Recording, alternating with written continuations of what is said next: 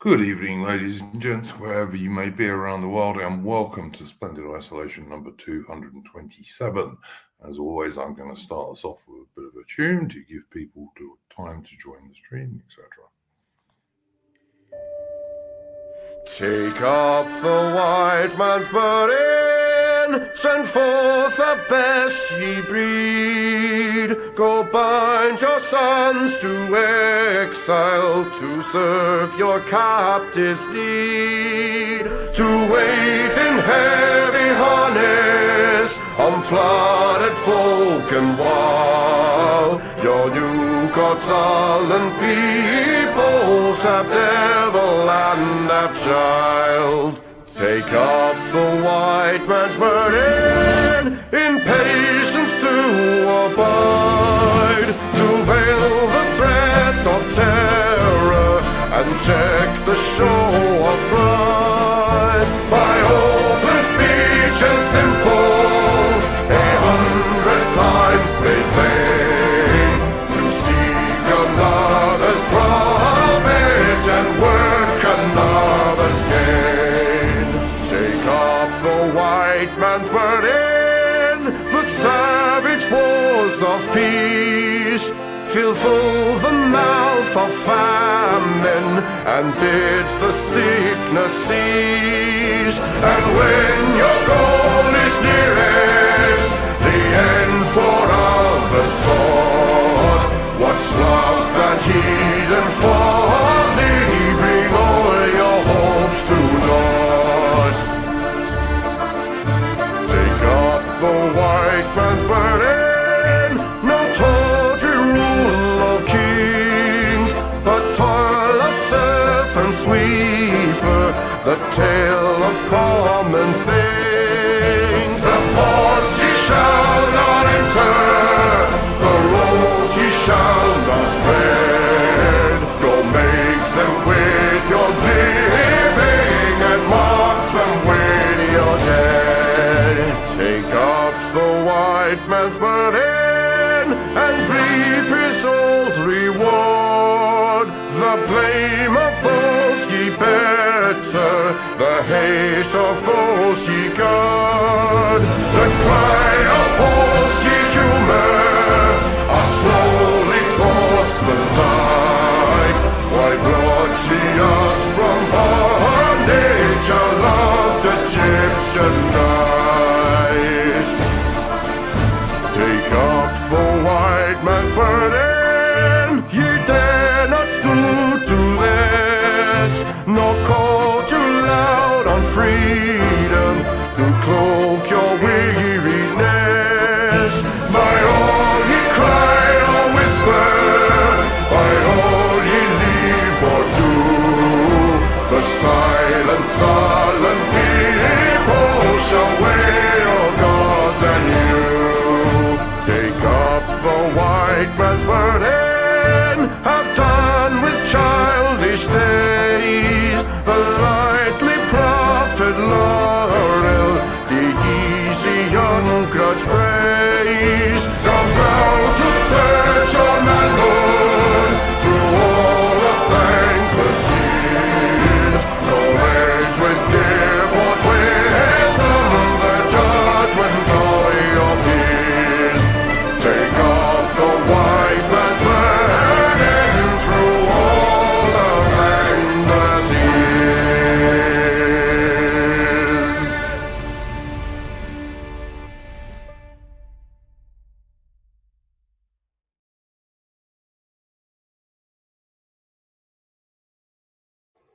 Done.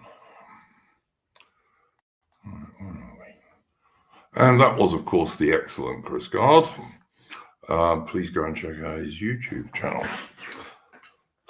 Sorry, guys, I've been rushing to get finished today because Windows, as it invariably does when you're trying to do a stream, decided it was going to do an update on me just before we started, which has made everything 5 minutes later than I wanted it to be. Welcome to my guests, Mitch and Aaron Hook. And I should point out to people, as you will probably be able to hear in a moment, that Mitch has spent some of his hard-earned cash and got himself a new microphone. So there we go. How are you going today, gents? Same old, same old. Well, right. I don't know if we'll get anyone else this evening. Obviously, I sent Adam a link. I know AI can't make it this evening, but we shall see. Davey is saying this channel has made him investigate Rudyard Kipling's works. Good on you, Davey. Yep, Rudyard Kipling. That's the same for me. It's well worth checking. Yeah, you got the. Oh, sorry. I was going to say that 28 years later, poem Boots, and that. And then there's that. I mean, there's the famous Beginnings. It's called. I don't know why it's called Beginnings, because I always remember it as the day the Saxon began to hate poem. But yeah, it's still. I won't be surprised if this channel is getting everyone to invest into Rudyard Kipling. Yeah, Kipling is he's certainly well worth investigating if you're a British person. I'd say another one who's worth looking at, who isn't as well known, is H. Rider Haggard, the guy who wrote King Solomon's Mines, amongst other things. Brilliant adventure stories, well worth checking out. Not the sort of thing that gets written today at all. No. Interestingly, he and Kipling were very good friends. And, I didn't know that, Aaron. Yeah, they wrote something together. It was non-fiction. I can't remember it is now. I'll find out and I'll leave comments afterwards. I would say if anybody's interested in particularly the poetry of Rudyard Kipling, there is out there, which was published in the 90s, a collected poems of Kipling. It's a big, thick paperback, which has got everything in terms of poems Kipling wrote, put out by Wordsworth. If you can find it on eBay or Amazon, I'd recommend you buy it. And it's probably nowadays quite cheap as well. So yes, yeah, very likely. Very, very likely. You can also, by the way, if you're there's quite a lot of Kipling stuff on YouTube you can find. Some of it is of varying quality, of course, because it's done by people on YouTube. But you know, there's also you can also find some of H. Rider Haggard stuff on YouTube in the shape of audio books, etc., which are worth checking out. Okay, now, Mitch, did you have a first subject for this evening? As according with my profile pic this evening, I'm gonna go with the Middle East, because I mean, I was hoping Hitman might help me on this one, but because I don't know as much about Iran as he does, but from what I can tell, minimally from what I can tell, it's a matter of Iran has Iran has been dealt a bloody nose by the Israeli strikes, but then you've got Iran retaliating with missile strikes and stuff like the Tel Aviv Stock Exchange, among other targets. Apparently, the Tel Aviv Stock Exchange, from what I heard, they were meant to target some hospital, which apparently they can store military weapons or something. Because I saw one video of Israeli missiles being shot out of Tel Aviv, and it was right in the middle of the city. So, as much as people talk about Hamas using Gaza for the city itself as cover for their missiles and their troops and whatnot, the Israelis can't exactly claim moral authority in that one because they themselves are guilty of it. But by what the videos I've seen, the thing about Iran is, I imagine I imagine Hitman will agree with me on this one, because I've heard that if, for example, you get a bunch of, let's say, nuclear engineers, or you get a few factories blown up along with the workers, Iran finds it very hard to replace those workers. So if you have a massive logistical hit by the Israelis towards Iran, it's quite bad. Iran also has been still bleeding from a massive geopolitical L they took after Bashar al-Assad got wiped.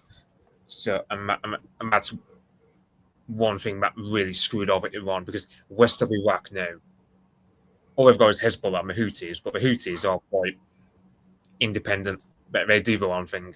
They have some help from Iran, but they're not a proxy in the same way that Hezbollah are. I mean, you've got Hezbollah, well, since October 7th incident, or whatever you want to call it, it's just been a matter of Hezbollah is just sitting by the sidelines, not really doing much, aside from small raids. And then you get this stuff about Ted Cruz, famous interview we had with Tucker Carlson, where Ted Cruz doesn't know a damn thing about Iran, which is quite a bit stupid, to be honest. I mean, if you're going to do a regime change kind of war, you'd want to know how many people. Because as Lotus just did a good segment on it, where it said the United States Marine Corps say if you're occupying an enemy country, you have to have at least something like one soldier per 25 civilians. I would just say I don't know who Black Pigeon Pill thinks Iran is confusing Iraq with. I don't think anyone on this panel will. By the way, I did actually send a link, of course, to Hitman, who is our Middle East specialist, but perhaps he will join us. We'll see. Sorry, you carry on, Mitch. I was just saying, perhaps I mixed my words a bit. I was saying west of Iraq, as in, so Iraq, because it's a majority Shia Muslim country, is very much in the Iranian orbit. But west of the Iraqi border with Syria, Iran just took a massive fat L when Bashar al-Assad was wiped. And to be fair, Iran wasn't winning too well either, because Russia was sponsoring Bashar al-Assad to be re-accepted back into the Arab League, which that didn't suit Iranian interests too well, because originally, let's say 10 years ago, you had Iranians saying to Bashar al-Assad, well, look, we'll scratch your back and you scratch ours. So we will give you troops and weapons which you can fight against ISIS or your opposition with. But you have to let some of your training camps be used by us. And the logistical framework that Iran had between its proxies in as far away as Lebanon and Iran. But Israel has been demolishing that network over a couple of years. So you have Iran where they're talking about regime change. I mean, I don't deny that the Iranian people are probably really irked off of their regime, because I've seen some things about how some people overhype Zoroastrianism, but certainly there's a lot of dissent in Iran where people can't afford a lot of food. There's a lot of dissent building up. There were cases of electrical blackouts in Tehran at one point, early on in the year, like January or February kind of time. Mix that in with the Iranian state massively funding its military, but seeming that they're not getting anything in return. Yeah, there's probably a powder keg of dissent. However, you get lots of Ted Cruz who are just overscoring this to think, oh, well, if we kick down the door, Iran would just fall apart like a house of cards. And yeah, it's just going to be the United States repeating the same mistake that Saddam Hussein did in the 80s, Iran-Iraq war. So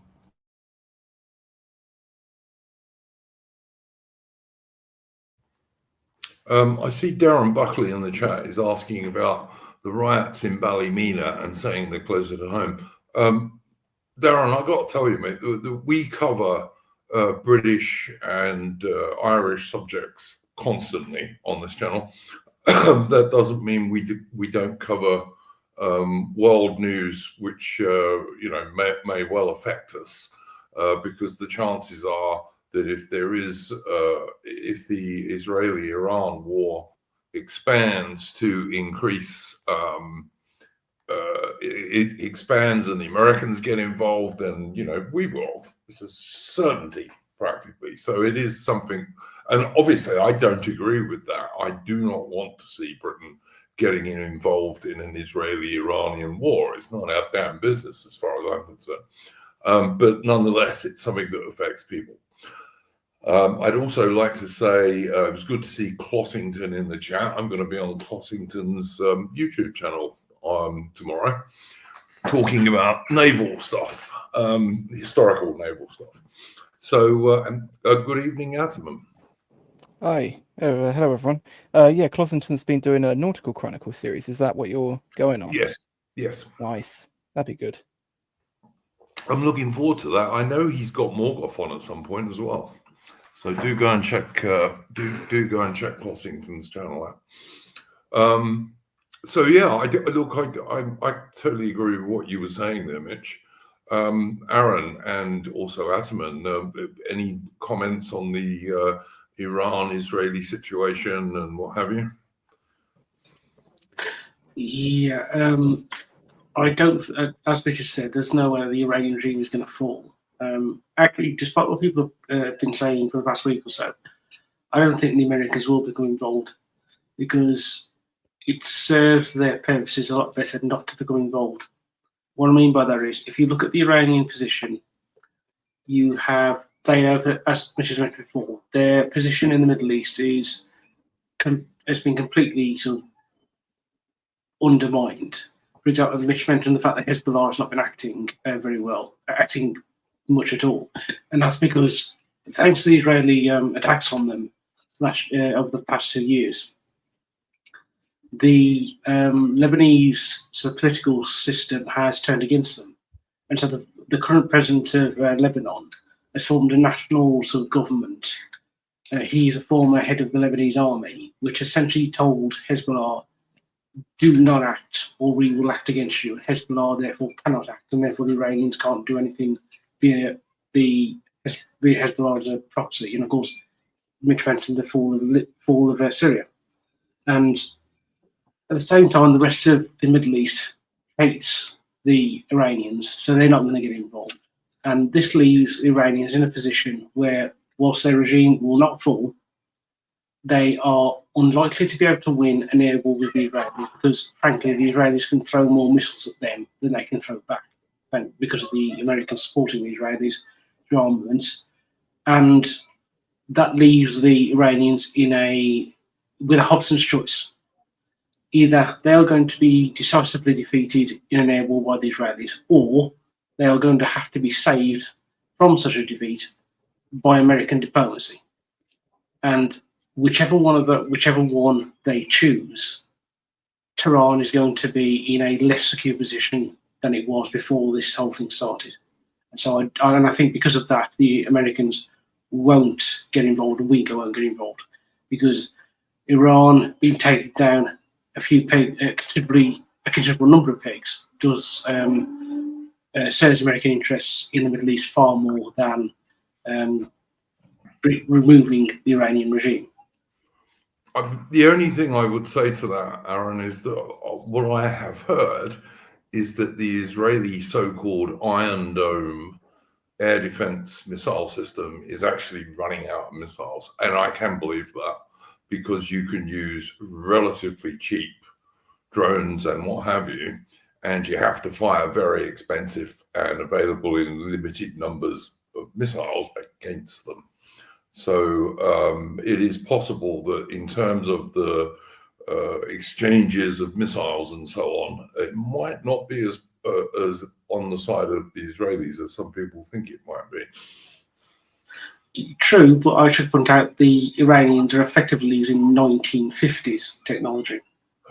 All they need to use, though, well, some of it actually. Some of the Iranian missiles are a bit more modern than that, to be fair.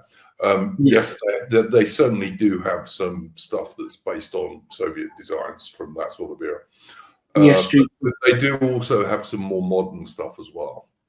Yeah, and you mentioned about Owen Day that they're running out of missiles. They may well run out, but they will be redeployed. I should say, Duke, I'm not trying to sort of puff up the Israelis. I'm just saying the fact that the longer this goes on, the Israelis can fire back, even if they run out in the short term.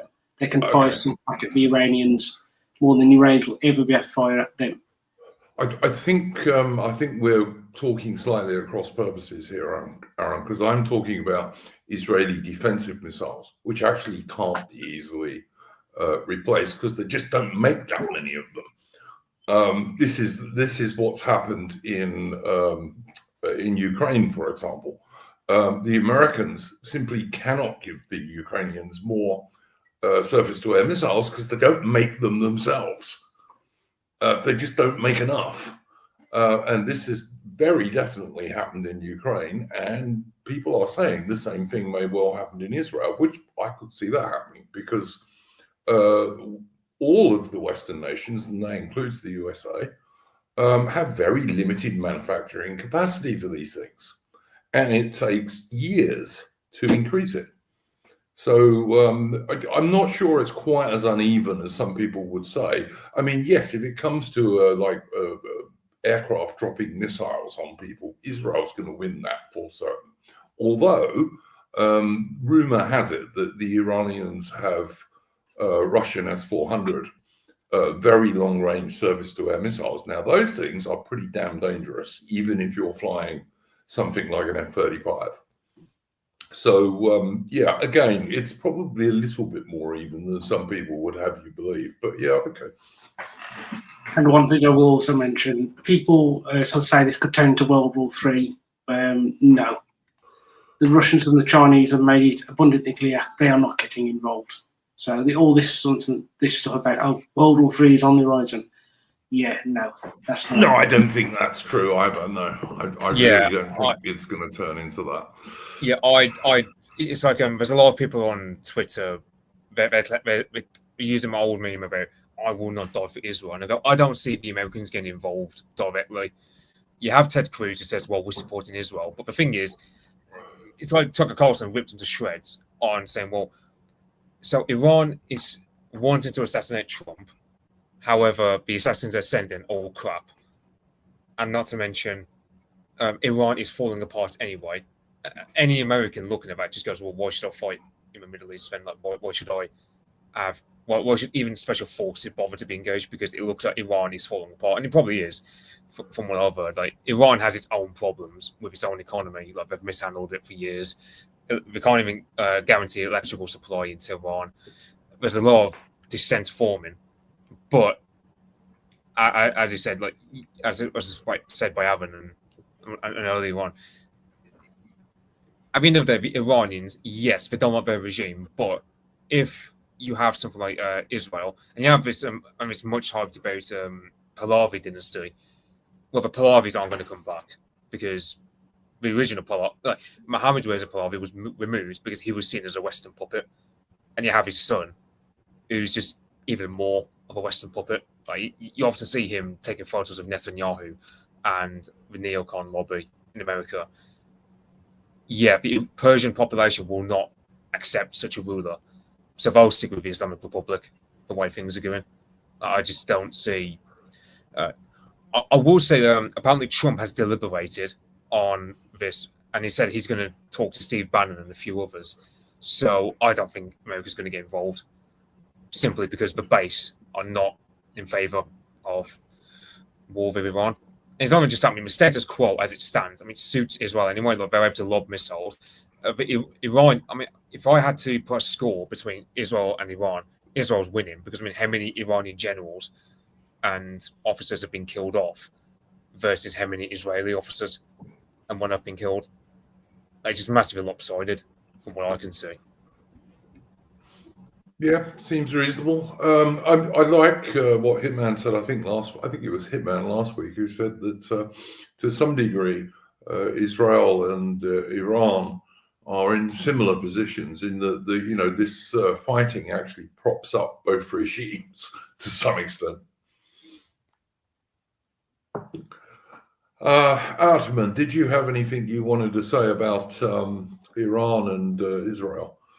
No, definitely not my wheelhouse. I mean, I will say that I've heard a lot of speculation about the fabled hypersonic missiles. Is that still just speculation, or do we have any confirmation about that? I think Iran does have some. I don't think they have unlimited quantities of them, but they certainly have some.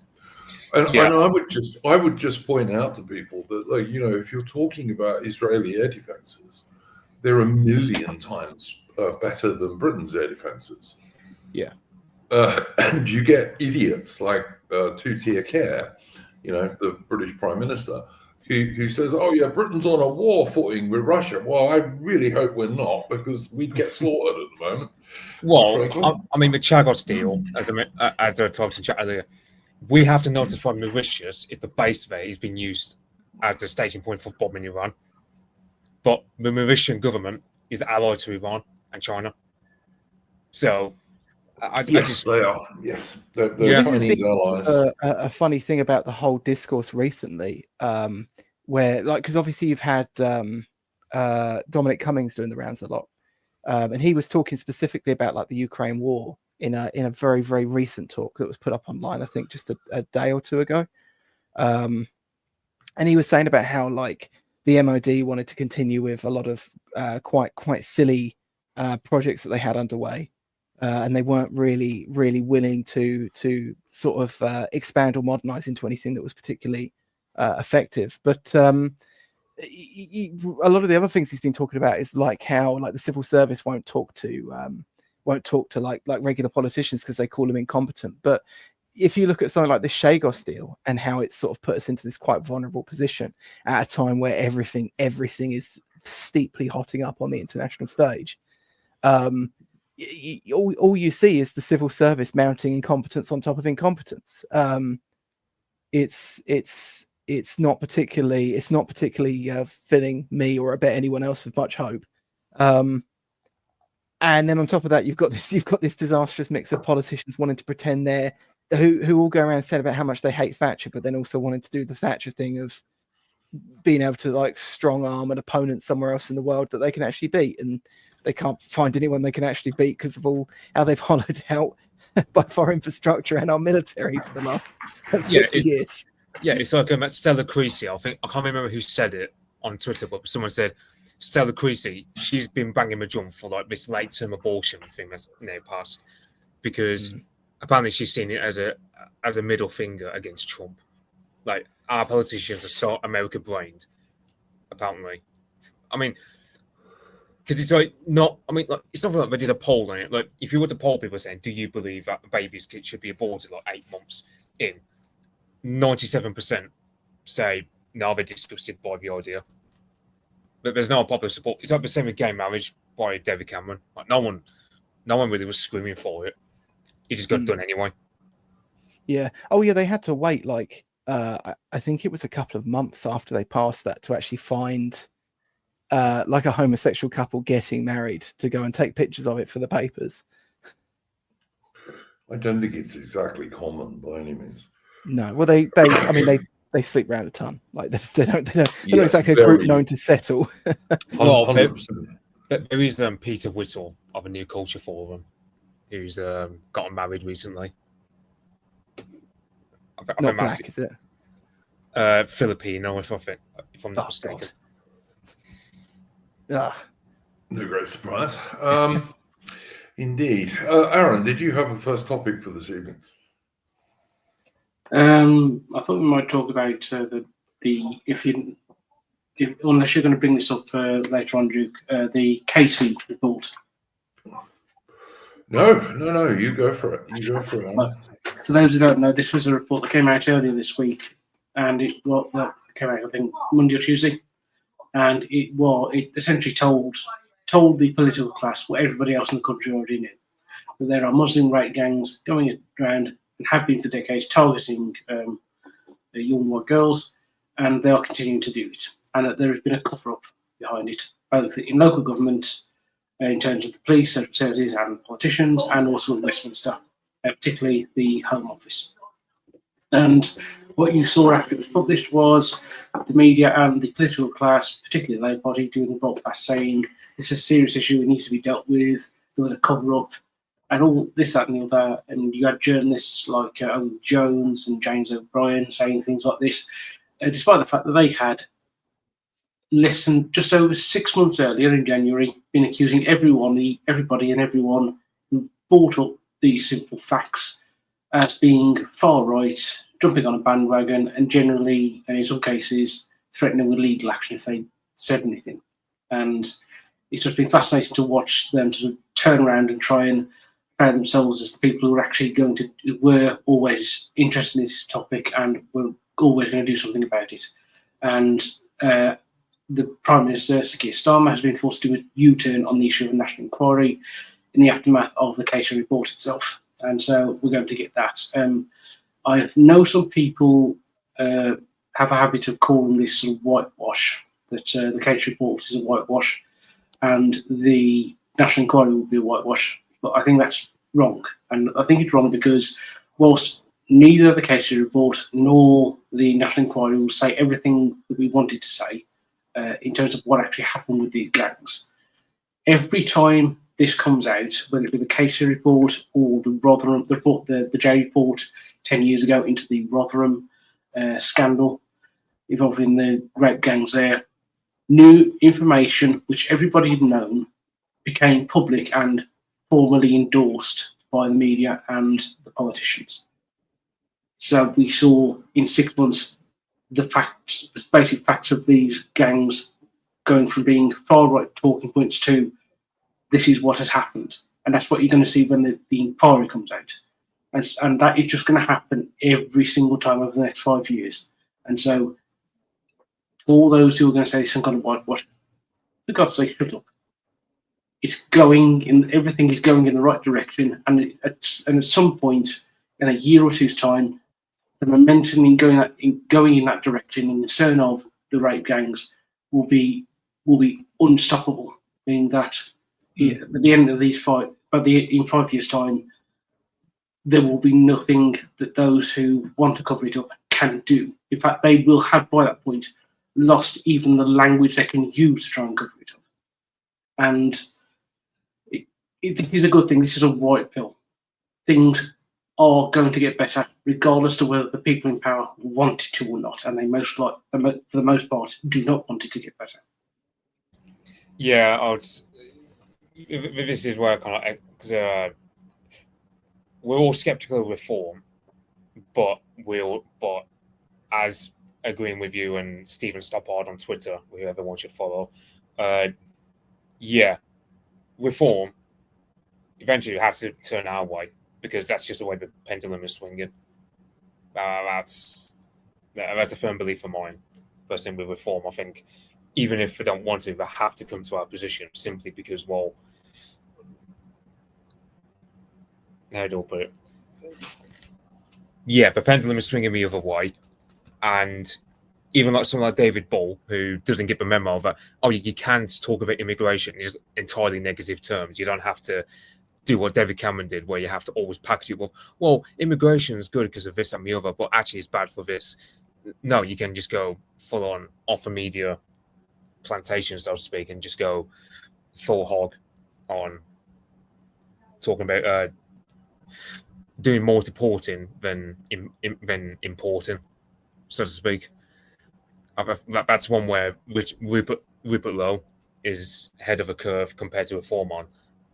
And I'd say Reform is, well, they're going to have to go towards that way anyway, because they don't.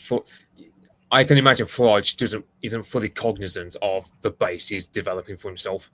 Like plenty. I mean, I can talk anecdotally about how people, you might get these older women who go to conservative clubs who are just fed posts about the boats coming over the channel, or fed posts about stuff that's been discovered about the web gangs and so on. I will just say, look, I want us to talk in a bit about what institutions in Britain can be reformed and what institutions need to be scrapped and so on. But I don't want to widen the discussion to that just yet.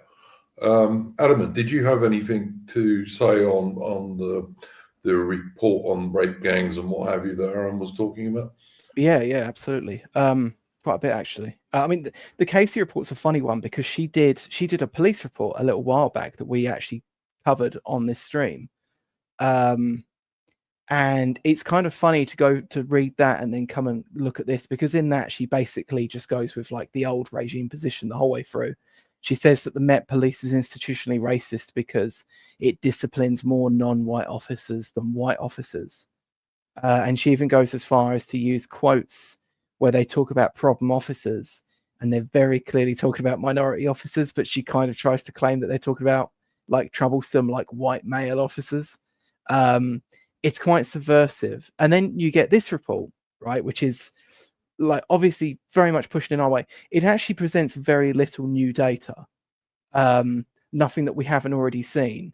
She just says, oh, here's the data from this report. They said it was this, but actually, if you look, these people were obfuscating, or these people were not. Yeah, she calls out a lot of I think she literally calls out what's that lady Cockbain? Is it Ella Cockbain? Yeah. Yeah, like she basically calls her out in this report, and she's 100% right, because like that woman used to go around, do the circuit on the various podcasts and news outlets, and co-wrote loads of articles for the Guardian. And she used to say, "Oh, if you go and look at my paper on this and my study on this," and I did. I went and looked at her paper, and it actually showed like the complete opposite to what she was claiming on those, when she was doing those circuits and doing those interviews. She actually found herself in her own paper. There was an enormous overrepresentation by people of Pakistani backgrounds, and then she just kind of says, "Oh, I can't really explain this," and then just kind of brushes it off and carries on anyway. And so, I mean, there's a few bits in there I found where Baroness Casey, like, she would kind of say things, and you kind of think, oh, is she trying to like still sell like the old liberal idea here, or is she trying to get her own mind around it? But either way, yeah, as Aaron said and Mitch said, like, this is it is a massive win, and it's shocking at how fast things are kind of moving, the pace at which the rhetoric is shifting around these issues, you know. And we've gotten to a position where, like, you know, your Owen Joneses and your various other like retard left shills are all out there now saying, oh yeah, this has always been a problem, and you know, we need to talk about it, and blah blah blah blah blah.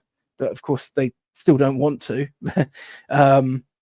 But essentially, a lot of those people are out there trying to do sort of damage control for their own reputation, I suppose, at this point. But yeah, it's people should read it. People should go and read the Casey report, because it's pretty dark, but it's also it's pretty good to see a more honest, even-handed take on the data, at least as much as we'll get from this regime.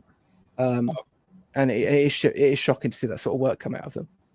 Yeah, there was an interview between her and Emily Maitlis, I believe it was, and she was saying, "Oh well, the findings of the web gangs are good, are good news for the conquer of the racists," and that just strikes you as.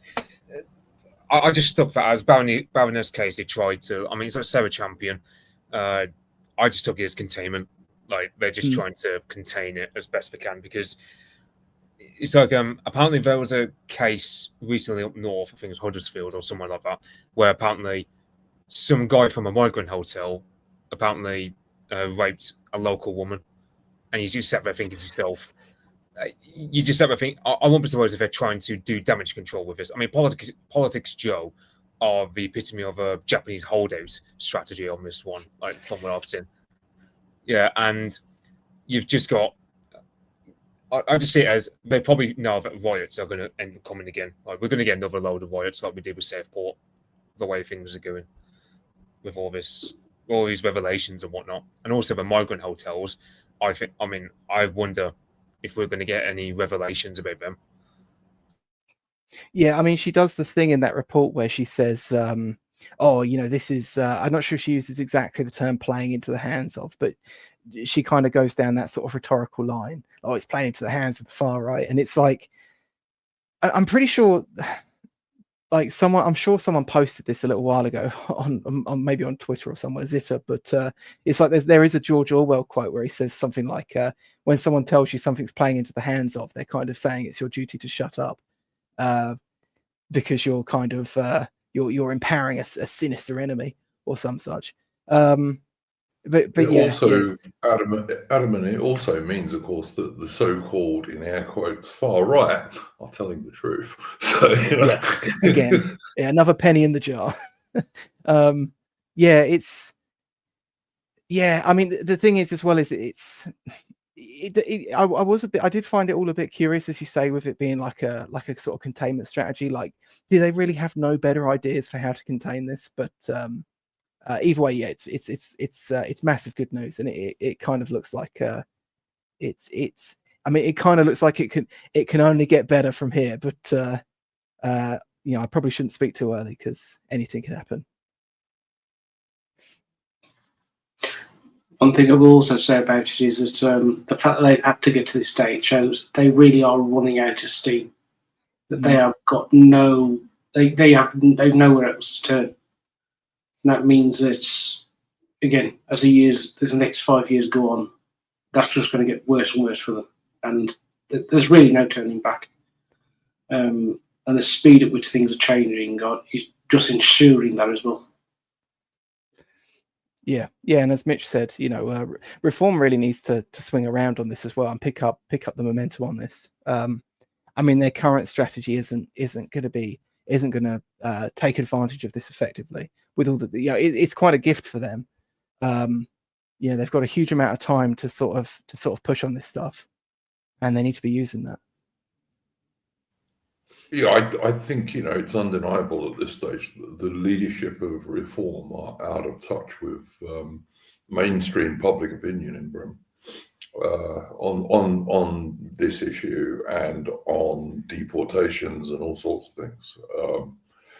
But on the other hand, as you, Adam and Aaron and Mitch were saying, the Overton window is very definitely swinging in our direction very strongly now, and I don't see how it's ever going to swing back, to be honest now. Yeah, I saw some individuals that I think you, Aaron, posted up in Discord. I'll not go any further than saying some individuals, but trying to do the typical thing where they're saying, "Oh, this isn't a win. They're only letting you talk bad about Muslims because they need you to fight and die for their wars in the Middle East." Yes. I mean, there's a huge amount of people on the right that will just grasp defeat from the jaws of fiction on literally anything. 100%, totally agree. Bearing in mind, this person was speaking of used to be a bloke, and there goes off a woman's name. So it's kind of like, I mean, person couldn't accept the born gender, so why should you accept anything of her takes? Yeah, I don't take a lot of notice of people who I regard as mentally ill, I've got to say, but whatever.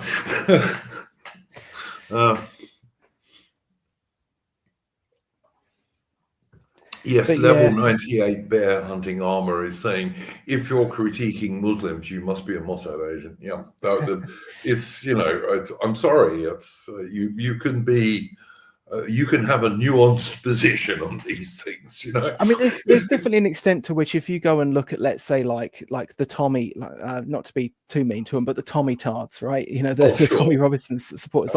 Sometimes you'll find there was a guy that was loosely associated with the Homeland Party, which I was worried was going to sort of take it down this road, but it hasn't happened. And essentially these are people where they want to sort of pick up the Israel banner in this sort of foreign conflict. And it's one of the issues we kind of have is that British people won't take their own side. And if you give people these opportunities to other all their issues into a foreign conflict, there are a lot of people that are a bit too quick to do that. And it's no, we need to be getting past this, and we need to literally be saying, look, neither of these people eat bacon. I have no truck with any of these people. I couldn't give a shit one way or the other. Yep. If you don't like bacon and eggs, you're not on my side. I'm sorry. There's a lot of truth in that. A lot of truth in that. So and it's but, and the thing as well, it seems to be based on. I don't understand this. Go on. No, I was just saying, I was agreeing with you, Adam. I'm totally agreeing with what you said. Don't worry about it. But and it's there's a lot of phony sort of history that's built up around this stuff. You used to get this with people lefties always talked about the post 9/11 America, it's a really bad place for a brown person to live, and it's post 9/11 America was not particularly as they would say Islamophobic or particularly anti-Muslim. I mean, they had huge amounts of Muslim immigration into America at that time. There wasn't any sort of particularly strong levels of racism towards them. I mean, I brought this point up on here before, but the book Sum of All Fears was adapted into a film. I think it was released sort of 9 months after 9/11. So it was probably already sort of locked in that the story was the story at that point. But there was a letter sent from, or pressure put on through letters sent from various sort of NGOs in America to the film studio that was making it to make sure that they didn't use Muslims as the bad guys in the film. And then sort of right wingers kind of pick this up and go, oh, you know, post 9/11 America, where Islamophobia was acceptable because you had to go and fight in the Middle East, and it's like that, but that didn't happen. It was something leftists made up. It wasn't a real thing. Yes. And people have sort of picked it up and turned it into a sort of right wing talking point that is based on nothing. Yeah, I will say I saw a load of American guys like echoing what you were saying about, you know, because for example, they often say, "Oh, well, that film 300 was at the height of all the neocon stuff." Oh, well, this film is propaganda to make Americans hate brown people, and it's just like, well, no, because Muslim immigration actually went up under Bush and Obama, and I've seen that take increasingly become a lot more posted on Twitter by the American crowd. It's also worth pointing out, of course, that Britain has a much more serious Muslim problem than the US does. The US has got its own problems. I mean, you know, we've all been watching the Mexican and Latin American protests in some American cities. So the US has got its own problems, but they don't have the same level of problems with Muslims as Britain does. Yeah, because well, they have proportionately less of them. Yeah, and they get them from different parts of the Islamic world as well. You know, they get a lot of you could say Arabs. They get a lot more like, you know, Persians and stuff like that. Whereas even when they get Pakistanis, they get different types of Pakistanis. Whereas we just get entirely, you know, Mirpuris, which is we get the very worst of the worst. But yes. Deliberately by British politicians, of course. But I mean, you know. But yeah, no, I don't disagree with any of that. And I mean, you know, we've said on this stream many times that if you know, there are good things to be said about Tommy Robinson. I think that there is certainly truth that he's been victimized to some degree by the British legal system. But on the other hand, if you look at his rallies, you will very often see Israeli flags flying over British Union flags, and we all know who he's involved with and where a lot of his funding comes from. But it doesn't mean that, you know, because you criticize Islam, you are definitely something else. I mean, as Black Pigeon Pilled in the chat said, the fact that you're not the biggest fan of Ukraine doesn't make you a Russian agent, you know. Yeah. But, yeah. Sorry, you carry on, Mitch. I saw a few guys having the same take as because Jack, who was on Wednesday, he often has a take that essentially, for example, stuff like mass literacy is a massive mistake because you just have stuff like, I don't know, let's say, you just have like a good 70% of the population who just have takes about things, and their entire source is just TikTok or a newspaper or something. So, for example, the average boomer will think of himself as my equal on the topic of Russia because he read in the Sun newspaper that Putin bad. Meanwhile, I would probably say I've got more knowledge than him on Russia, but because of mass literacy, basically he's got the same amount of voting power as me, and it's just like, you know, it just becomes a massive thing where you go on one hand also with America. I mean, I never sort of, because was it San Bernardino? I think it was like 10 years ago. They had like a terror attack, but it wasn't as high profile as the terror attack we've had in this country because, you know, over this side of the Atlantic, and it's not just ourselves; it's also the likes of France and Germany, where we just get the worst. Like our elites just get the worst. I mean, Americans somehow are able to screen for Muslims that aren't as high profile, evil in the same way as ours are. And it's like I've even seen a comment, like a meme start to manifest where it's like people talk, because that meme about the Four Gorges Dam over in China, I mean, that people, a lot of neocons in America will say should be bombed if war happens with China. Well, people are saying that about the Mangla Dam that started all the mercuries moving over here. Yeah, no, absolutely true. Aaron, did you have anything to add to that? Yeah, just about the Mia Furies.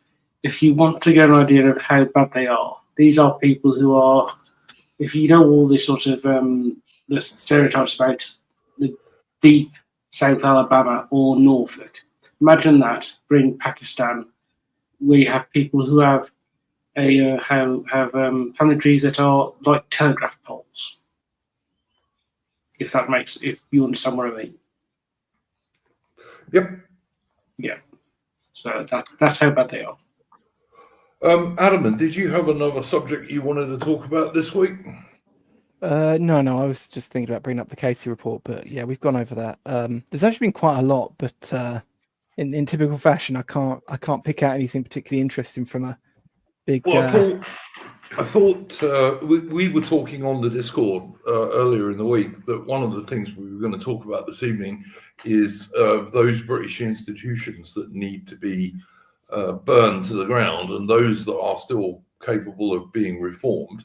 And so we're going to come on to that in a minute. But just before we do, I thought we should probably briefly talk about the assisted dying bill in UK, which the Parliament has passed just after they passed the abortion until the day of birth bill. Which they're kind of attacking both ends, really, aren't they? I think it was Peter Hitchens on X, on Twitter, who said we seem to be run by a death cult these days, and there's some truth in that, to be honest.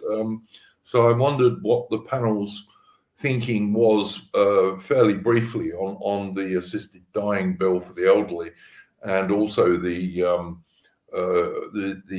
bill which is going to allow abortion up to the day of birth, which, as far as I know, there was no demand for whatsoever.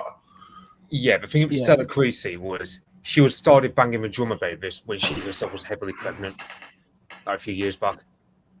So I look at Stella Creasy and just go, there's the other woman, Tonia.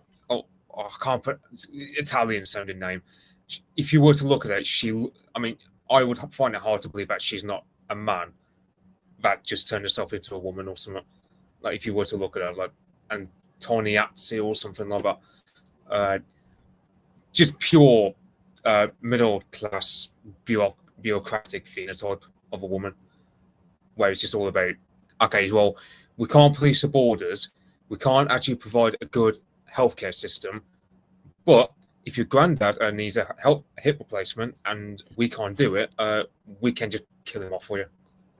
That's what the NHS is going to turn into now. I think this will kill the last of the NHS worship further down the line. It will just be a matter of, the elderly would just be terrified of going to hospital because they won't come out alive under this assisted dying. Yeah, a lot of them are already saying that now. I was quite shocked to hear from some elderly relatives that, like, them and their friends are all basically of the opinion that the NHS just has no interest in giving them any sort of treatment at all, and will basically just duff them off essentially. But yeah, I mean Harold Shipman must be spinning in his grave at this point. If he'd just like held out for a couple more decades and not done it, he could have just had a good old jolly on the just totally legally. Yeah, you can imagine Lucy Letby as well. Let's say for argument's sake, Lucy Letby is guilty of what she was convicted for. She's probably also irked off that she could have just waited a few more years. So it's just kind of like, it just strikes you as I'm a post-birth, I'm an abortions thing. It just strikes you as this is just politicians being American brained. Like, they're talking about doing abortion. Apparently, so, I can't remember. I was techno-populist, I think it's afterwards or something like that. Who said, basically, these politicians being American brained, they just see it as, they're sticking a middle finger to the rightward turn in America by doing this. They just want to go on hyperdrive. As for the state euthanasia stuff, I just see it as, I wouldn't be surprised if it's going to be something like a state cutting costs, because it's something like, it costs £200 apparently if you just kill someone with a bunch of pills, versus let's say however many thousands of pounds to take care of them for palliative care or something, or taking care of them, let's say if they've had a bit of a bad fall but they're in their 80s and they're meant to be in hospital for a bit. It's just going to be a position where it's just inviting the state to abuse this and just call the shots. And okay, this person dies. Let's say, for example, one of us goes into hospital. I can imagine the state will probably just try and kill us off and go, because apparently, technically, everyone's automatically an organ donor as well. So there's that. So I there's nothing about this trustworthy. Aaron, you got any opinions on either the assisted dying bill or this abortion until the day of birth crap? Oh, very simple. Both of them are evil, and if there is a hell, everyone who voted for it is going there. Yeah, Richard Tyson. Apparently, Richard Tyson, Sarah Polchin, in reform voted for state euthanasia. Yeah, well, Tice doesn't want to be around when real. Yeah, he's going to use the Anglo-Catholic assisted dying bill himself.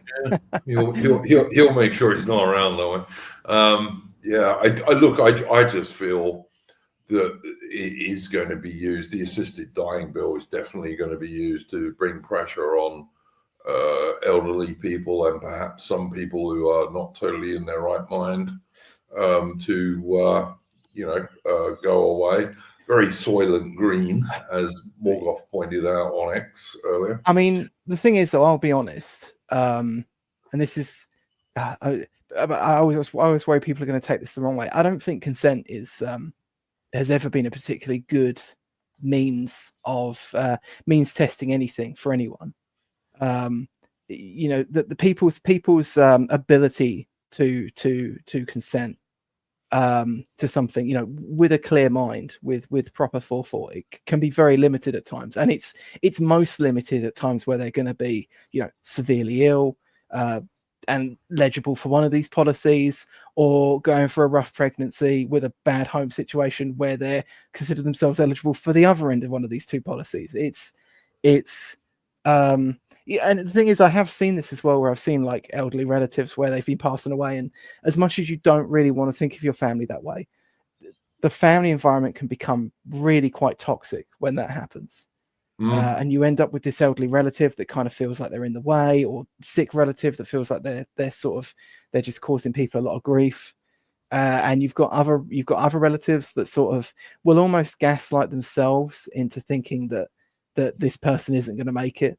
And they need to be sort of shuffled off the mortal coil, essentially.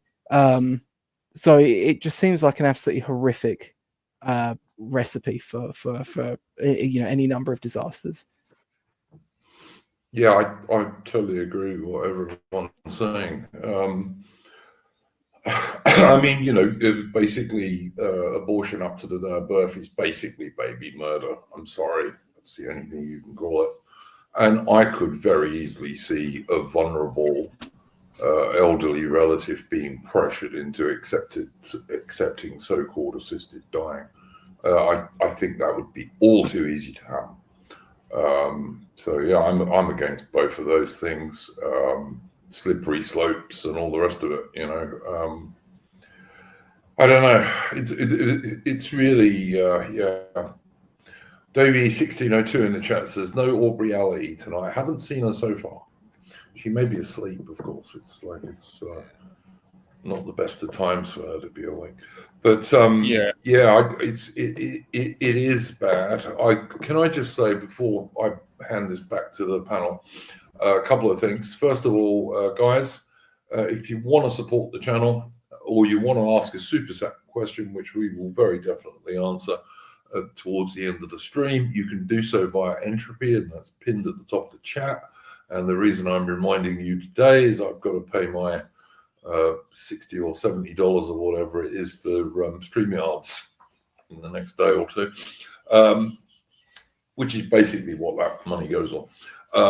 So if you want to do that, you certainly can. And thank you to Garen, who very often supports us, who sent us $5 earlier in the evening just saying hello.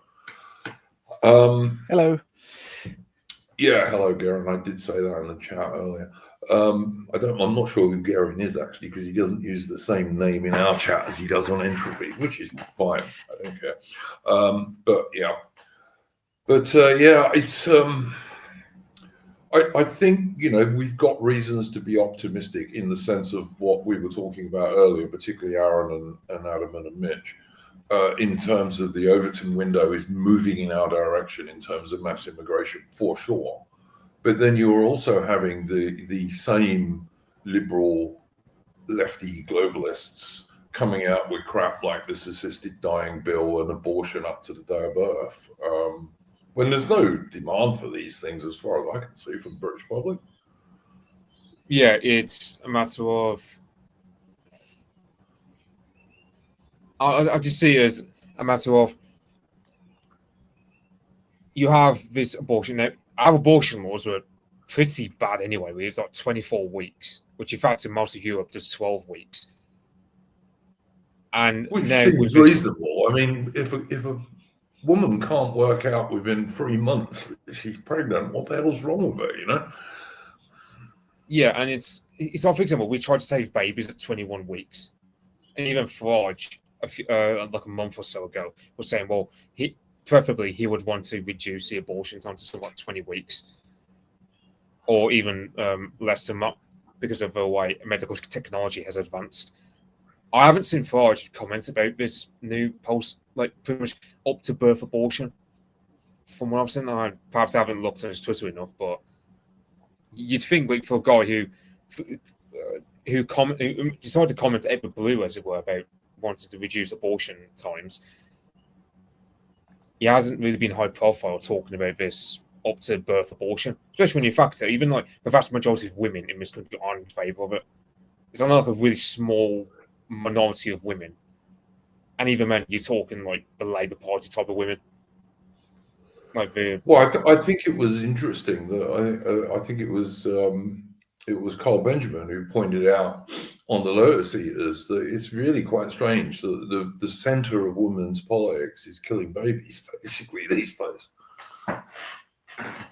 That's what feminism revolves around these days, amongst other things.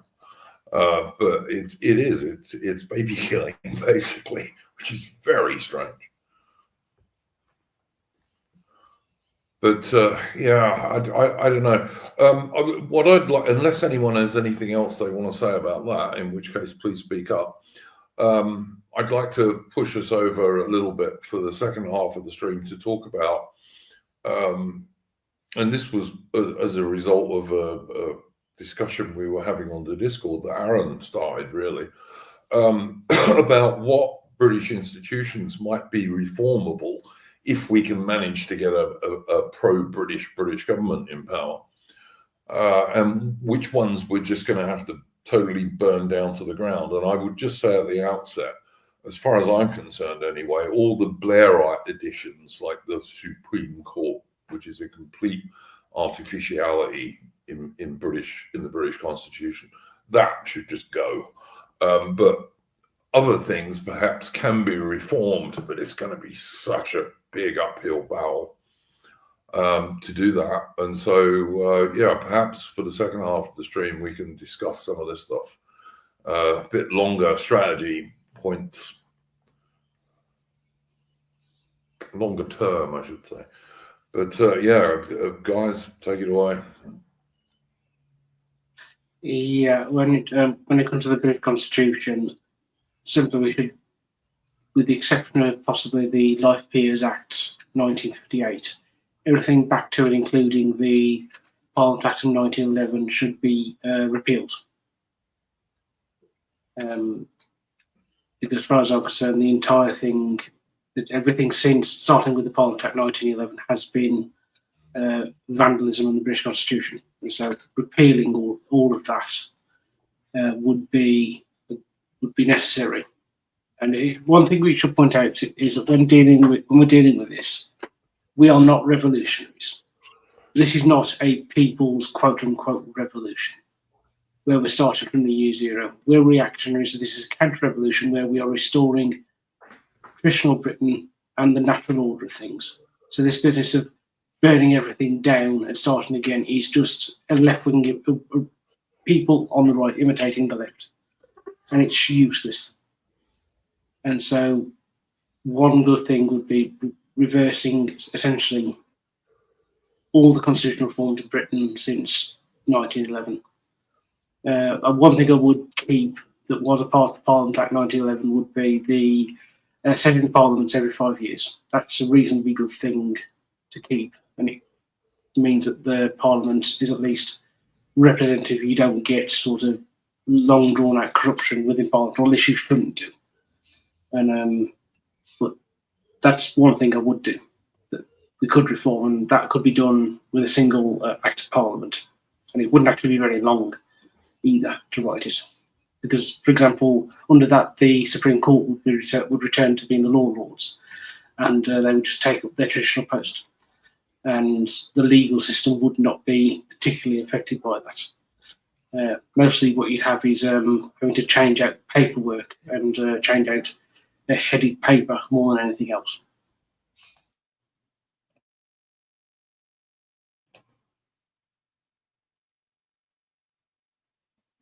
I will be honest, I'm a little more revolutionary on this. I think that's also true. I mean, I used to go with this sort of the Curtis Yarvin stance, where he would talk about the Stasi, and he would talk about like how structurally they would just like hand over the responsibilities of the Stasi to new departments, or even in this instance, you could do it to new subdivisions. And then sort of close the doors on the old institution. But I think it was Rupert August, friend of the channel, who was kind of said, yeah, but the problem with that is if you look at, let's say, the Green Party over there, a lot of that was founded by a lot of those like people from those institutions that they closed down. And actually, you have to kind of have to do something a bit more thorough to ensure that they essentially don't get more work and don't have a pension to fall back on. I do kind of, part of me does want to, and this is probably the bad part, but part of me does want to like walk into the Home Office on day one and say that they're all fired for gross misconduct. Oh, well, I should say that I don't regard as revolutionary. That's the clearing out of personnel. That's entirely fine. It seems it's more keeping the institutions themselves going, reforming them, but actually getting rid of the staff. That's not revolutionary or burn it all down. That's sane policy. You probably won't be able to do it overnight, but over the course of 5 years, getting them out and replacing them with new people, that's entirely doable, and probably more than likely necessary.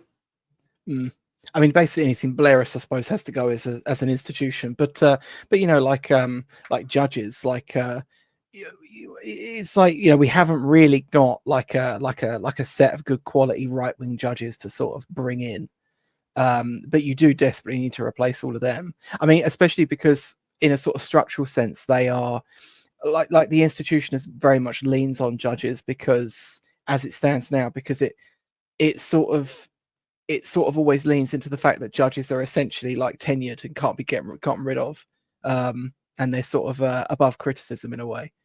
So you saw this with like Starmer, where they'll sort of allow a terrible thing to go through and then just go, oh well, we can't do anything about it because the judges. And you see this with Boris Johnson over and over again, where he'd be like, oh, I was going to do all of this, but these lefty judges stopped me. So an enormous amount of them need to go, but I don't think it's particularly hard testing for who you need to get rid of, but it's getting the competence to replace them with afterwards. I know that Viktor Orban's done some pretty good things with building like specifically sort of like new regime sort of like universities and institutions to sort of essentially create these people. But it's a tough one. Yeah, one of the first things he did was he did like 2011. He did a lot of constitutional reforms, and he basically passed them in the same way that this abortion bill was passed. 20-minute discussion, passed almost like an amendment, as it were. Like, it wasn't really talked about in the mainstream, and it was just passed quick as a flick. That's one thing Viktor Orban often used to do for his constitutional reforms. Another thing he did was he packed the courts, especially it's not called the Supreme Court. I can't remember what it's called, but basically, because, like, for example, in ideal world, the highest court of Milan would be the High Court, like it was before Blair's Supreme Court. Viktor Orban basically packed the courts with his judges. He's also brought in stuff like I can't fully remember the details, but yeah, he's just purged a lot. He's also there's a guy called Leos Shimachka he basically controlled a big chunk of media, like 80% of the media owned by Viktor Orban's allies. Secondly, Viktor Orban, a lot of people who work with him are people who grew up with or went to school with.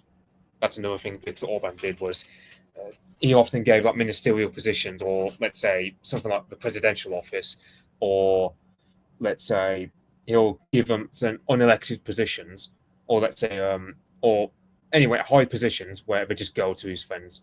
So you have, for example, he has like these vassals where, for example, one guy deals with media. Well, that guy was a guy he grew up with at all, went to university with.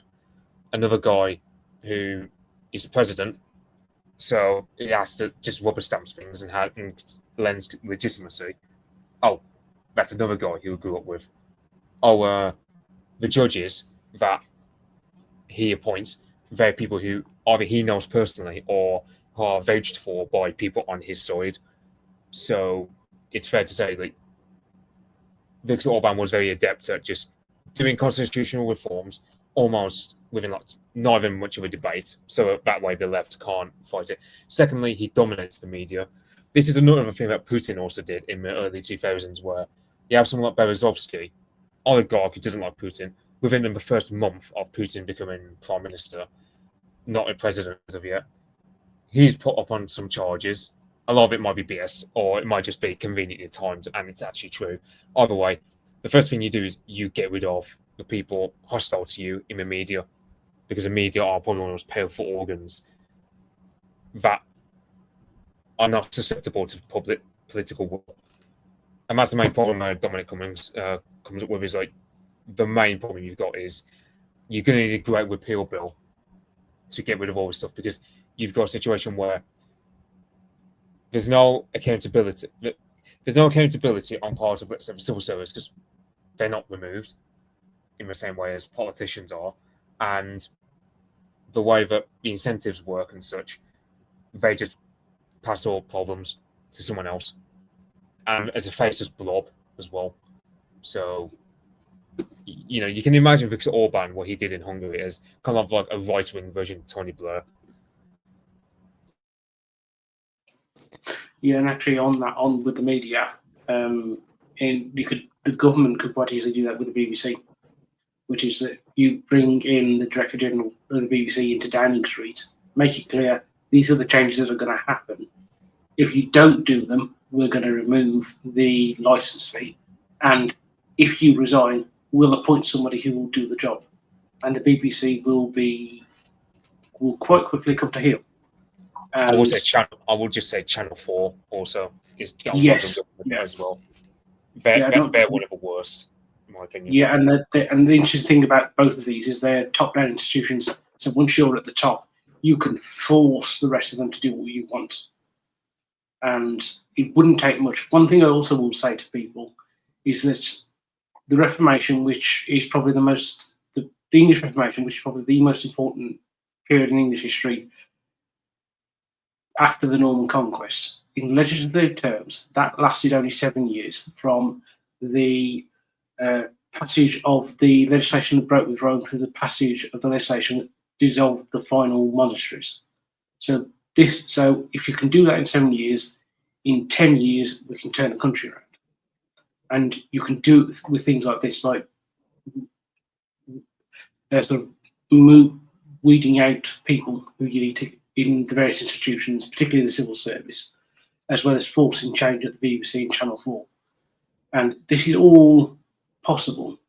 But it's all possible now, by the way. The reason it isn't happening is because there's the will to do it or the ideological force to do it. Mm. Mitch has said before on Discord and in, I think, on X, that within the British Constitution, the British Prime Minister has far more executive power than the American President does within the American Constitution. And everything that we're talking about so far can be done, and be done reasonably quickly, via Downing Street through bits of legislation and also just old-fashioned political manoeuvring and a bit of political blackmail.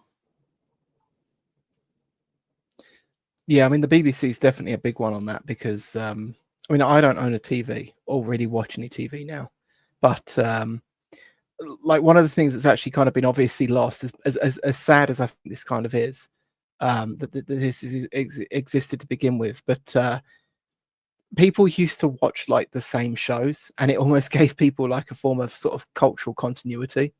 And part of the problem of the BBC being so shit is everyone's sort of deracinated from the telly, as insane as that sounds, and they're now off watching all sorts of different things across all sorts of different platforms. A lot of it imported American media and the rest of it. And yeah, like as you said, the BBC is a very specifically is a very top-down institution. The BBC could be reshaped very quickly, and in that instance, even if you gutted huge amounts of it overnight, like you could continue the BBC on a very, very small shoestring budget. I mean, a large part of all the things that people tune into the BBC for now is just reruns. It would be, it really isn't much to just completely take over and reshape that institution over a very short amount of time. And at least give people that sort of sense of cultural continuity through entertainment back again while you're slowly building everything else up. But yeah. Yeah, and we should, with the BBC, we should never underestimate the sheer power that name has, both domestically and internationally. You get hold of it and you turn it to your own neat ends, and you can do astonishing stuff, both domestically and internationally. Yeah, John Best just said, put cricket and boxing back on the BBC. Yeah, it's shocking how little sport there is on terrestrial TV now. I think it's a real shame. I remember my mother, who was not really into sports, always complaining that when the football was on, it would be on like every channel. And now you have to pay enormous subscriptions to watch even like historic English sports. It's kind of obscene. And also, Adam, when you do want to watch football or soccer for our non-British viewers, you got some bloody woman who's the presenter. It's like yeah. I mean, look, I totally agree with you've got to get rid of the license fee. That's got to happen. I agree with what Aaron and you, Adam, were saying about, yes, it's top down and you could change it. And I wouldn't necessarily want to totally destroy it, but I definitely think you've got to get rid of the license fee. In terms of like other things.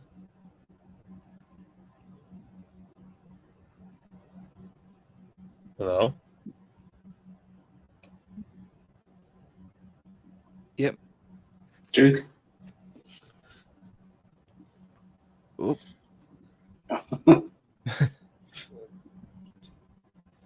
He's been censored by the Australian internet. One thing I will say about the license fee is I do think it needs to be gotten rid of, but not because I think it's outdated and that the BBC has to find some other form of funding. And personally, if it was a government power or political persuasion, I wouldn't necessarily be opposed to the idea of the BBC being funded by taxation, to be honest. Gents.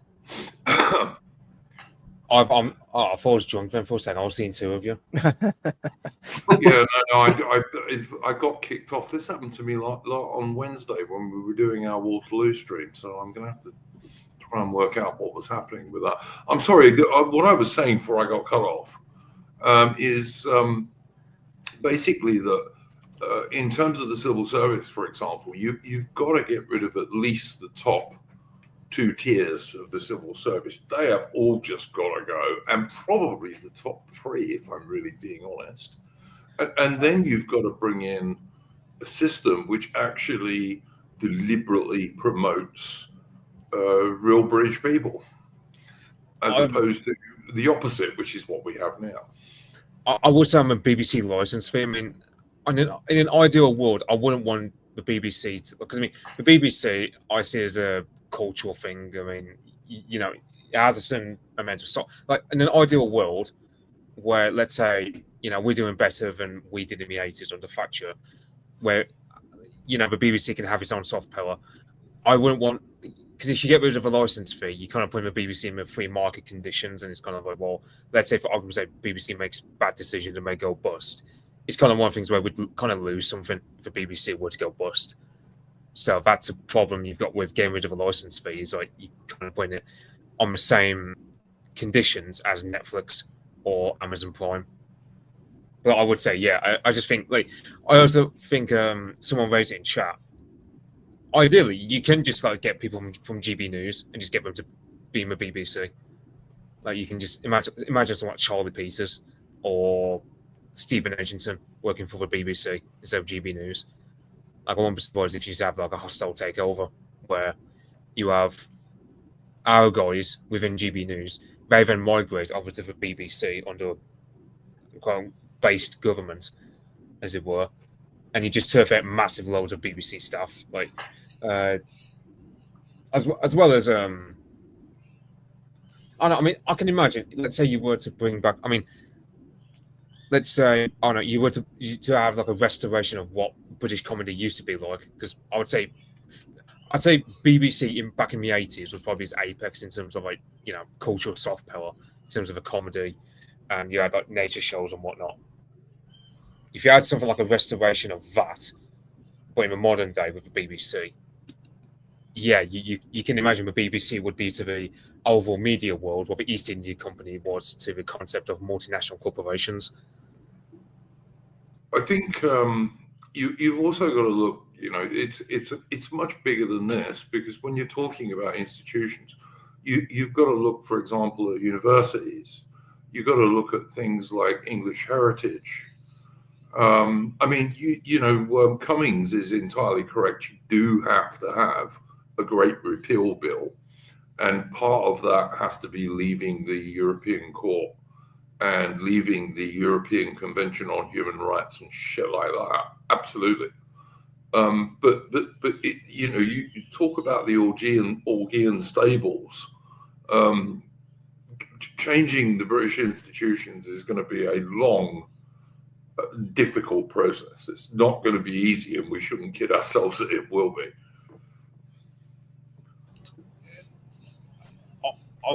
I would say, like, if you have stuff like the media on side, because this is as I mentioned earlier with Putin and Orban, that's the first thing you aim for, the media.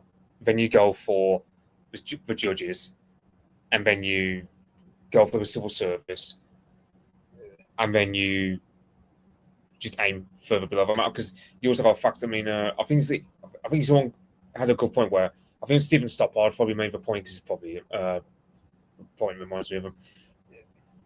When Thatcher got into power, she didn't go against a union straight away. She stocked up her ammunition and held that card in waiting until a time where she was strong enough to take on the trade unions. Because you factor, for example, let's say my granddad was a coal miner in the early to mid 80s. He was getting on a bit, but the fact is, he and his sons, including my father, were coal miners. If she waged the war on coal miners, or coal miner trade unions, I should say, in, let's say, 1982, she probably would have been turfed out of office by the end of the year. But doing it in 86, after she won a lot of respect and admiration went up for the Falklands War, plus having won like 2 general elections, and also a time when she stockpiles coal and whatnot, and there's a lot of and she's also able to put in a situation where she says, okay, any minor strike has to be put to a ballot. It's just good PR for her to say that. So I can imagine some of the stuff would have to have in more in the second term rather than the first term of a right-wing government. But yeah, like I'd say, just like to point out, guys, we've got 200 viewers at the moment, which is pretty good. Yeah, and just to go on Mitch's point, that it would take 2 terms probably to do this, so 10 years.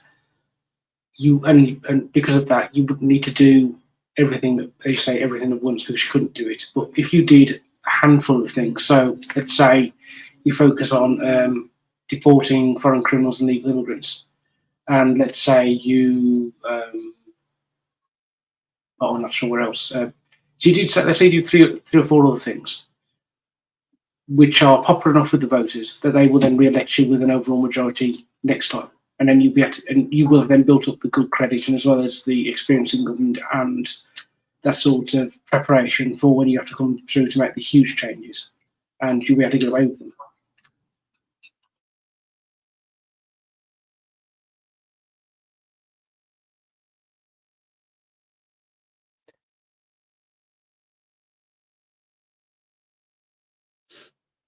Anything to talk about on this one, Armin? No, nothing from me.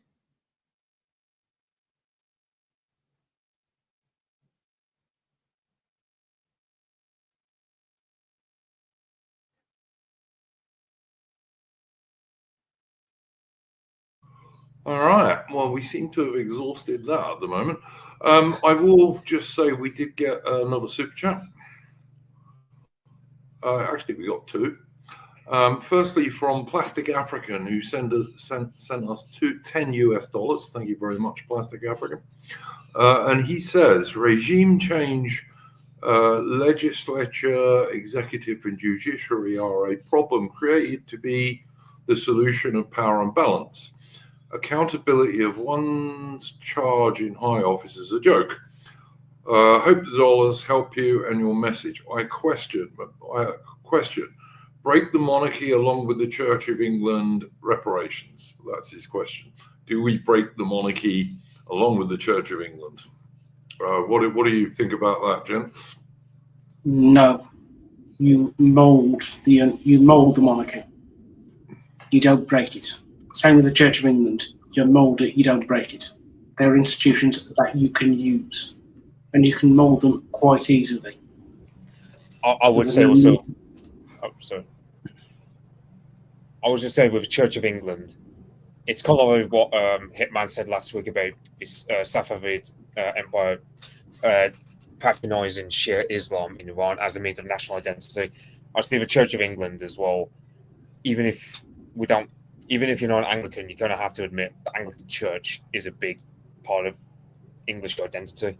For the past 500 years, it's kind of like our thing to go, oh, well, we're not Catholic, but we're not Eastern Orthodox either, but we're Anglican. Likewise with a monarchy, like I can have like a split mind about the monarchy at times, but ultimately we're better off with it than without. As proven by, for example, the Russians, right? I saw one poll where it's like 40% of Russian Zoomers want the Romanovs back in power. So I'd say monarchism is more a natural English instinct than republicanism. Any thoughts on that, Adamant, in terms of the Church of England and the monarchy? I mean, the Church of England's fallen very far, but the thing with things like the church, the monarchy, things like that, they're such traditionalist institutions. Structurally speaking, it would be pretty easy to get them back on the right track.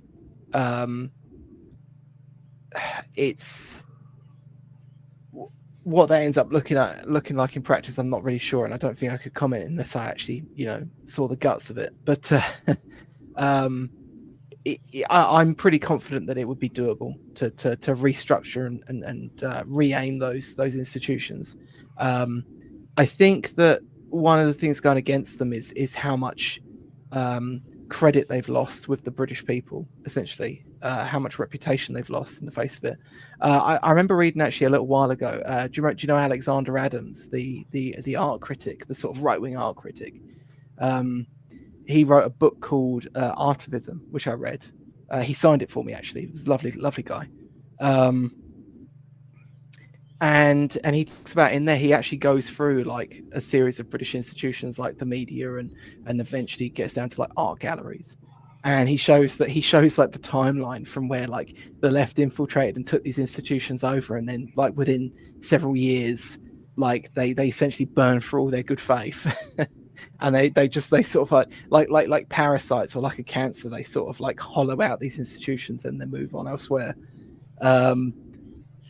And it is quite a shame because, like, if we're going to then retake over these institutions, you essentially have to sort of create a whole new set of goodwill and essentially like undo all this damage they've done, both reputationally and structurally. And I see that as a particularly big problem with the church. Like the monarchy is not particularly hollowed out. It's still generally pretty popular. People kind of understand that with the monarchy, it's just like this king's a bit wet, but the next one might be good, and so on and so forth. Yeah, but that's my view, Adam. And yeah. I don't like Charles III at all, but I'm not No. against the monarchy as such. But it's like the church is a harder thing to do that with, but it's still possible, I believe, and it's worth doing as well. But I mean, the thing is, you've got to take it even deeper because, as I say, you've got to look at universities, you've got to look at things like English Heritage and the equivalent organisations in Scotland and Wales these days. You also got to look at even things like national museums and what have you. All of these things are deeply infected with lefty liberal globalism and DEI.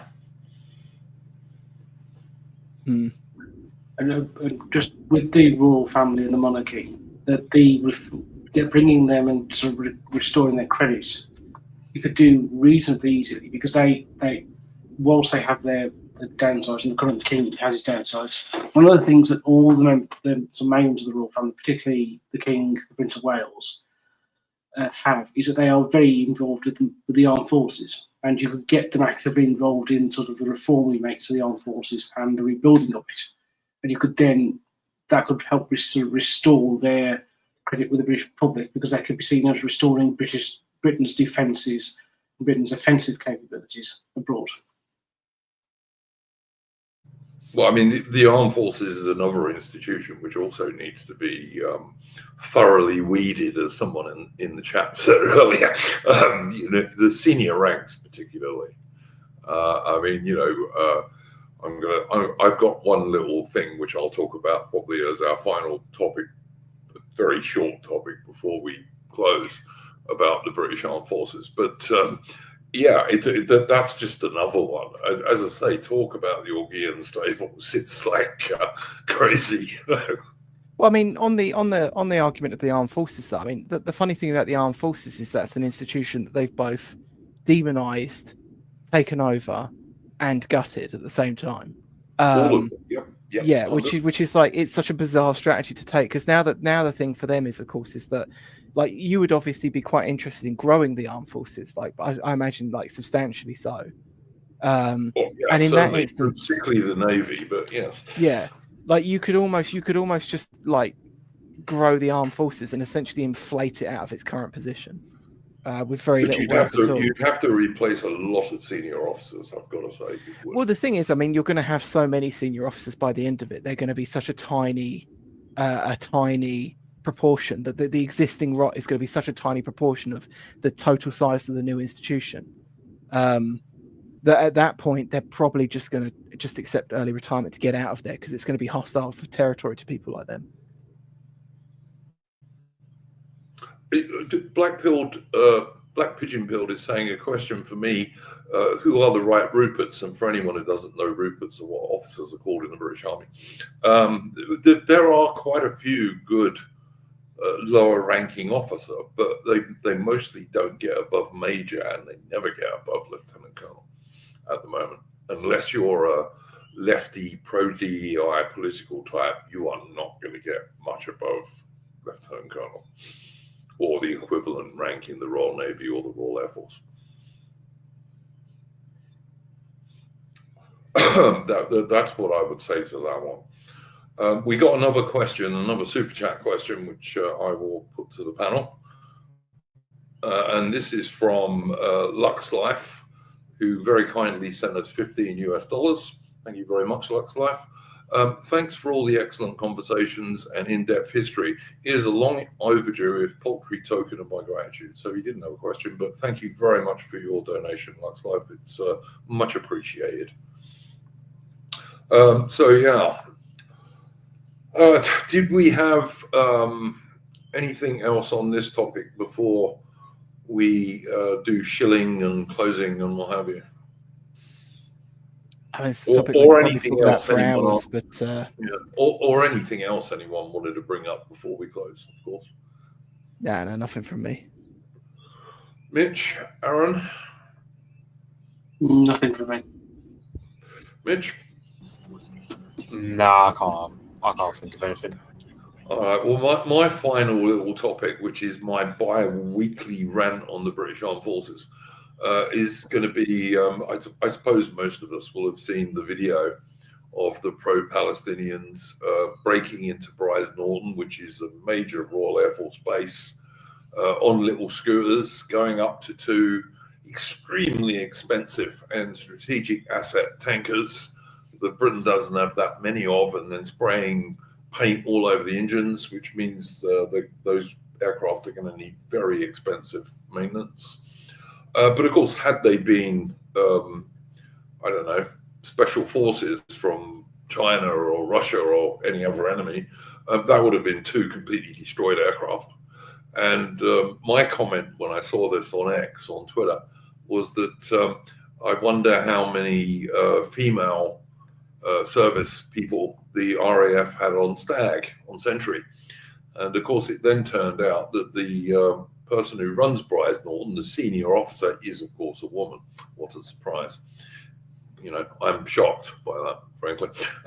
Not, but it's just a symptom of this stuff. And as I said on X, I am not at all in favour of Britain getting involved in the Israel-Iran thing, as we said at the beginning of the stream when we were talking about that subject. I'm not at all in favour of that, but, you know, a little bit of basic security around military bases and RAF airfields would seem to be a sensible thing. Don't you think, guys? Well, I mean, I worked for a company that used to do deliveries to various, usually large retailers. And I went out a few times where we used to do a delivery to Folkestone Barracks. Now, that place is not like a jewel in the crown of British Army bases like Brize Norton is. But even then, I'm trying to think when this was. This must have been 10, 15 years ago. That place was a veritable fortress, you know, surrounded by essentially armed personnel. I wouldn't have gone anywhere near it if I was up to no good. Yeah. And indeed, still, like recently, I remember telling you about my friend who migrated to Australia. He's back visiting, and we were out. I saw him the other day, and he was telling me about how him and a couple of friends that he'd made out there, who are not Aussies. They're also they're people that have emigrated, and he said they were trying to go out to this place to take the pictures of these kangaroos, and they ended up crossing onto territory that is not signposted, but is technically Australian Navy property.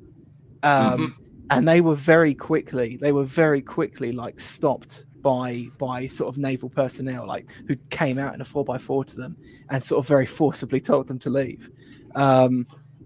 Well, so it's just kind of embarrassing that by comparison, you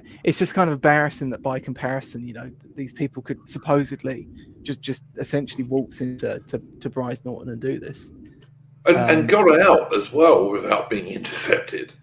Yeah. You know, they'll probably get away with it, to be honest. But Yeah. Britain is one of the most surveilled countries in the whole world.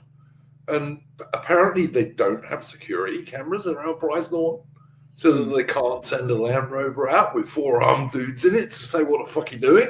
You know? It's just amateur hour. It really is. And as I said, the senior officer of Brize Norton is a woman. And women don't belong in those positions. They shouldn't be in those positions. They're not suited for it because they don't get their priorities right. You know, Brize Norton became infamous last year for having a rainbow crossing on it in front of the nursery school for the service kids. Which I mean, like also came from the woman who runs Brize Norton. You know. Saying about run by a woman, I mean, talking about what we were talking about earlier about having to clear out certain institutional rot. I mean, we've covered this story, I think, twice on this channel now about the woman captain whose ship was on manoeuvres, but she was having like a girl boss lunch in her private quarters with all the other women that were on board. Yep. And one of them happened to get injured in some way. I'll say injured, not wounded, obviously. When the ship was obviously rocking about whilst on manoeuvres, and they're suing the Royal Navy over this. And she's supposed to be some sort of like jewel in the crown of like diversity for the Royal Navy, and she runs her ships like that. What it is, Alman, is she's been promotions have been rushed, and she has been over promoted because they want a woman in that position in charge of a warship. Yeah, and that's what always happens. They don't do it on merit, and as people have been saying in the chat, the one place you have to do stuff on merit is the military, because if you don't, you get people killed. There was the case last year of the New Zealand warship, which first of all ran aground, and this was a survey ship, by the way. So if one ship shouldn't run aground, it's a survey ship, which is designed to look at the sea bottom. It ran aground, caught fire, sank. Female captain, but of course, everyone was immediately saying, "Oh no, it's got nothing to do with her being a woman," because that's what they always do. If anything goes wrong, the first thing they say, "Oh, it's got nothing to do with her being a woman." But it's like, my son will tell me that when they're training ratings and female officers, and they're in flooding simulators, they have these massive. They're a bit like the airline flight simulator things, but they're more complicated and bigger and more expensive. And you can flood them with thousands of tons of seawater, and they use them to simulate damage control if your warship gets hit below the waterline. And the women always, or at least 95% of the time, which is more than enough, or far too much, will end up crying in the corner because they just can't deal with it. And my son tells me that's what happens, and he doesn't lie about such things, Yeah, I mean, it sounds like the chamber from the Kingsman, where they flood it with the water. I don't know how big these things are, but they're pretty big, because they're designed to simulate compartments within warships.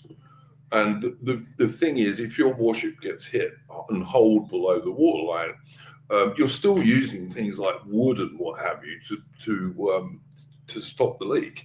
And if you don't stop the leak, your ship sinks, and that's it. End of story. And of course, you're now talking about many, many, many millions of pounds for a warship. And you've got Royal Navy ships with too many women on that, if they did get hit, would sink but wouldn't sink if they had more men. Yeah, I mean the gender difference. I mean, like, for example, I think every guy has had this experience when they were younger, which is that they're mucking around with their friends, they're playing with their friends, and someone's gotten hurt in that scenario. And every kind of boy in that instance realizes that they're growing up, and they've got sort of strength and a capability to hurt people that they now have to consider. I'm pretty sure of everyone I've spoken to, like every boy at some point has had that sort of realization, and that's not necessarily something that other groups have. And you can see this actually in lots of different things. So, I remember years ago, my nan used to watch a lot of these crime shows. It would be like police camera action or whatever, and they'd be like following the police around with like a TV crew. And obviously, most of the criminals are men, right? But in the few instances where they catch women doing things, there was always this sort of big difference in the way they would react. Like, the man would know that he was doing something wrong and would attempt to get away from the police, whereas the women would kind of almost not accept that they'd done something wrong and either try to shame to or try to get the police away from them so they could go back to doing what they were doing. It's a very sort of different way of perceiving actions going on around you. Which does seem to have some pretty drastic consequences when the stakes get very high. Well, I mean, I'm sure you, Alman, and the other guys on the panel remember the cops who got in the fight with the Arab guys at the airport, and the policewoman got her nose busted, and it got sorted out in the end by one of the male cops. Yeah. Who didn't take any prisoners, and I don't blame him. But the point is, the woman cop was no good at that job. She shouldn't have been doing it, frankly. Yeah.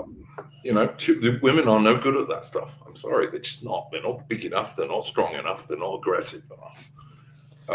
Woodpit 420 says, remember that woman officer in the US who installed Netflix on a Navy ship? Yeah, she was a diverse. I didn't hear about this. Yeah, she was a diverse American. I think she was a NCO, actually. I don't think she was a commissioned officer, but she was a diverse female NCO. And she did install Netflix up on the mast of her warship, which of course was interfering with the warship's communications and radar. I mean, that's fine. It's a warship. Doesn't matter if we get hit by an enemy missile. Who cares? It's like it's just absolute insanity. But yeah. I mean, I don't want to with this stuff take anything away from women. Like what they do, what they're supposed to do. They're generally their part in society. They're very good at, but forced projection is not one of them. Yes, exactly. That's my opinion. I'm extremely fond of women, and they make society a much better place than it would be if we didn't have them. But they're not designed for the military or even as cops and stuff. I mean, yes, you need some certain number of female cops to do things with women, but they shouldn't be doing riot control or going to catch dangerous criminals. That they shouldn't be doing that. And likewise in the military, there are quite a few jobs in the military that women can do, and they can do very well. Sometimes with things like nurses and what have you, they can do them a damn sight better than most blokes can. But they shouldn't be in the front line. They shouldn't be on warships. They shouldn't be flying aircraft, and they should not be.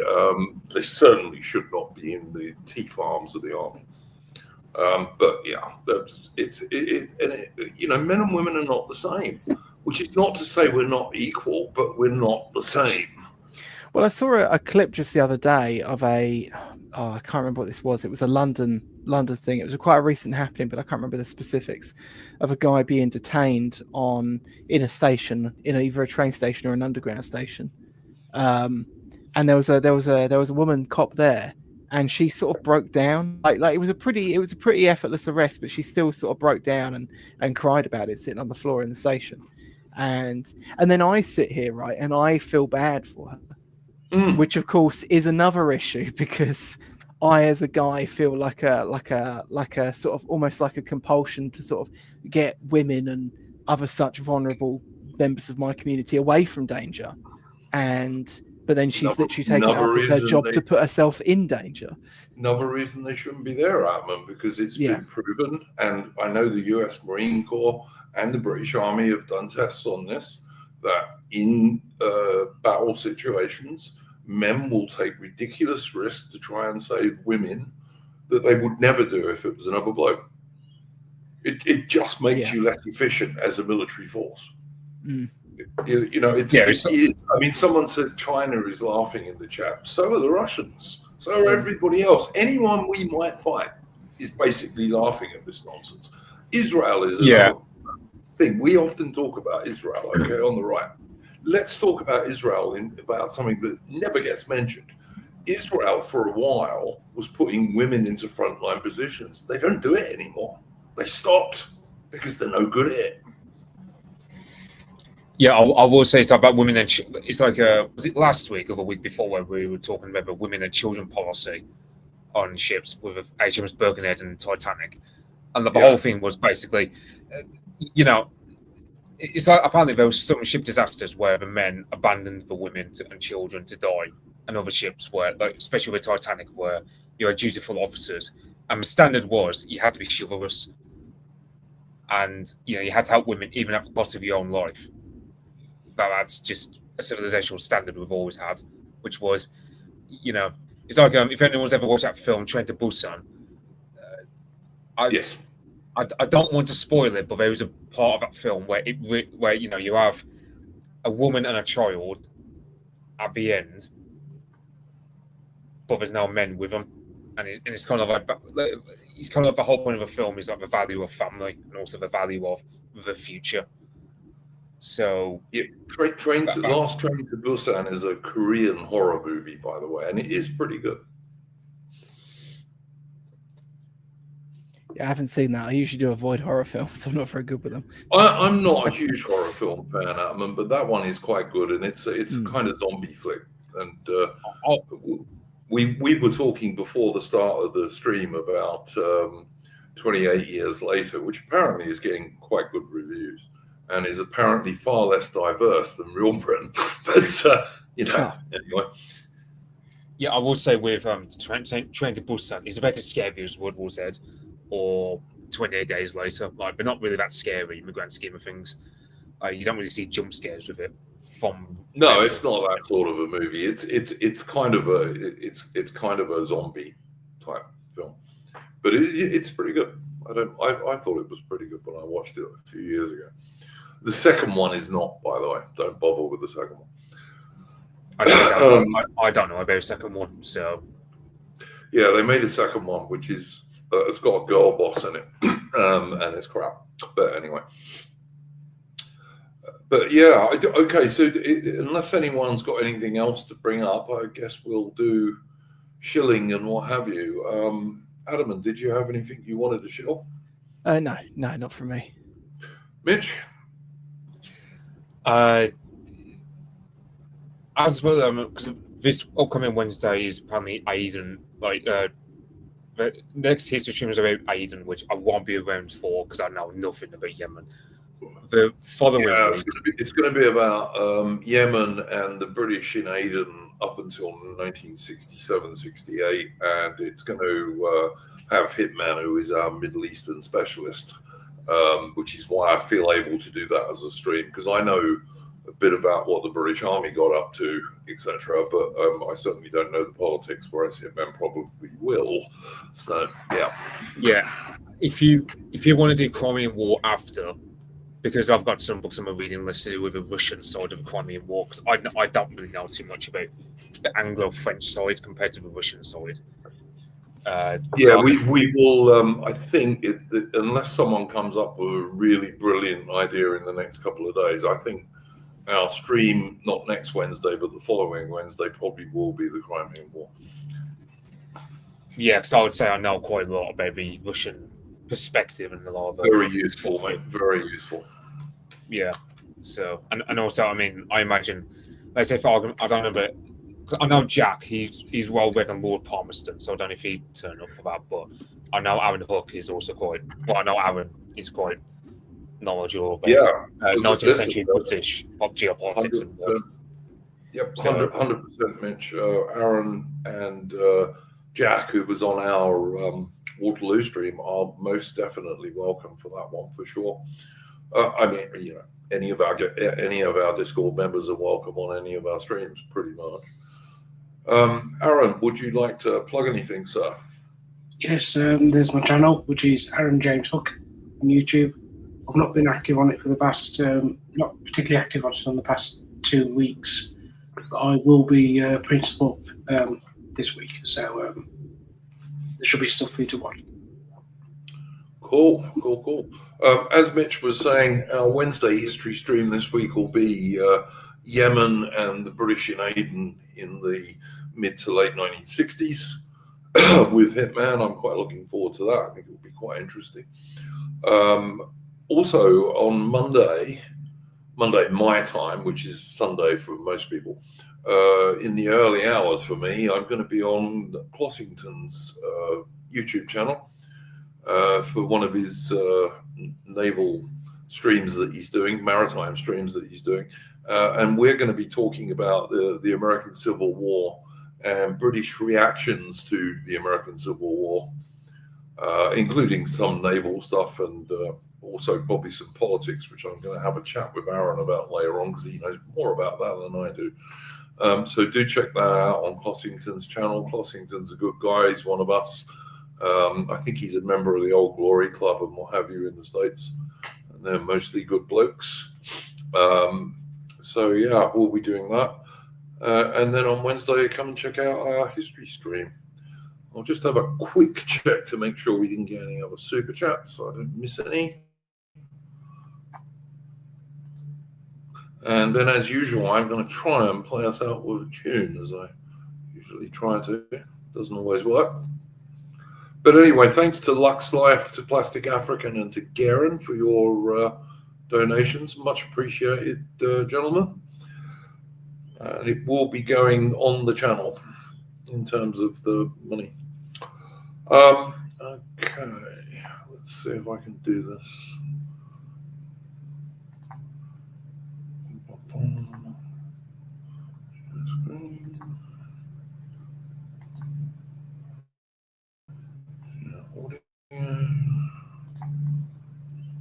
Sorry guys, I'm doing my boom attack as always, you know. See if it works. There we go.